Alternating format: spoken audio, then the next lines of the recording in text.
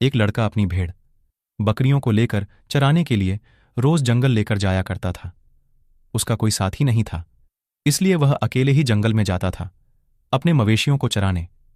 वह सुबह अकेला जाता, मवेशियों को चरने के लिए छोड़कर बहुत बोर हो जाता था। उसके पास कोई काम नहीं होता था, इसलिए वह वहीं पर सो जाता था।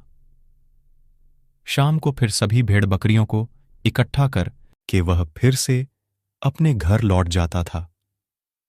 वह जंगल के अधिक भीतर नहीं जाता था, इसलिए जंगली जानवरों का खतरा कम ही होता था, जिसके कारण वह निश्चिंत होकर दिन में सो जाता था।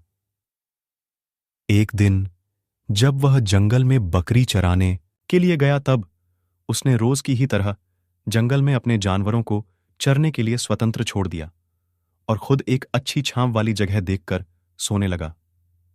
उस दिन उसे नींद ही नहीं आ रही थी। अब कोई काम नहीं होने के कारण वह बहुत परेशान हुआ। आईडी सकाश जंगल आने से पहले बहुत से खेत रास्ते में पड़ते थे, जिन पर दिन में गांव के किसान आकर खेती करते थे। तो उस दिन उस लड़के के मन में शैतानी सूझी और वह उसी समय जोर जोर से चिल्लाने लगा, बचाओ बचाओ, भेड़िया आया, बचाओ। लड़के की आवाज खेतों तक जा रही थी। किसान लड़के की आवाज सुनकर फौरन अपना काम धंधा छोड़कर उसके पास आए। उनमें से एक किसान बोला, बच्चे डरो नहीं, बताऊं कहाँ है भेड़िया? तब लड़का हंसने लगा और बोला, हाँ हाँ हाँ, भेड़िया तो नहीं है यहां कहीं, मैं तो मजाक कर रहा था। किसानों ने उसे इस बात पर बहुत डांटा और वहां से चले गए। कुछ दिनों के बाद भी लड़के ने यही नाटक रचा और उसको उस दिन भी किसानों ने बहुत डांट लगाई। उस दिन लड़के की समझ में आया कि मुझे इस प्रकार किसी को परेशान नहीं करना चाहिए। उस दिन लड़के की समझ में आया कि मुझे इस प्रकार किसी को परेशान नहीं करना चाहिए। अब उसके ही अगले दिन उस जंगल में सचमुच एक भेड़िया आ गया।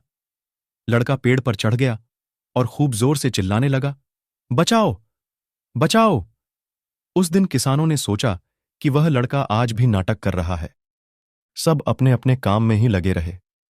वहां भेड़िए ने 2-3 भेड़ों को मार डाला और एक बकरी का बच्चा अपने साथ लेकर चल दिया। उस दिन लड़के को अपनी की गई भूल पर बहुत दुख हुआ। शिक्षा: झूठे व्यक्ति की सही और सच्चाई भरी बातों का भी कोई विश्वास नहीं करता।